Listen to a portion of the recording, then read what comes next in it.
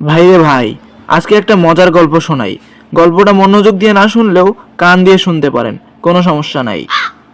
একদিন এক লোক গ্রামের মসজিদের ইমামের কাছে গিয়ে বলল, হুজুর, আমি একটা প্রশ্ন করতে চাই।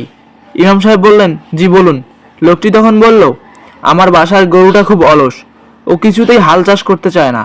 আমি অনেক চেষ্টা করেছি, দয়া করে একটা দোয়া বলুন যেন ওই গরুটা কাজ করে।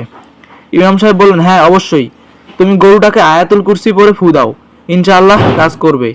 লোকটি তখন বলল, জি হুজুর, তাই করব। 3 দিন পরে লোকটি আবার হাজির হলো, কিন্তু এবার তার চেহারা মলিন, একেবারেই অবস্থা খারাপ।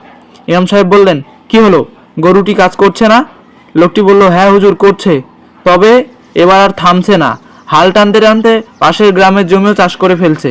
এখন কি করব?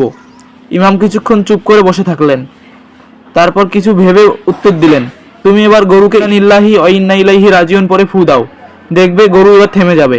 এই কথা শুনে আশেপাশের মানুষ আর হাসি চেপে রাখতে পারলো না। শেষমেশ আমি গোলাম হোসেনের ছোট ভাই নাইম হোসেন এটা কামের কথা কই, সবসময় হুজুরগের কাছে না যায় মাঝে মধ্যে নিজেরাও নিজেদের লেগে দোয়া করতে পারেন, এটা অনেক কামে দিব। অবশেষে আমার ভিডিওটা যদি ভালো লাগে তাহলে লাইক কমেন্ট শেয়ার করে পাশে থাকবেন। ধন্যবাদ।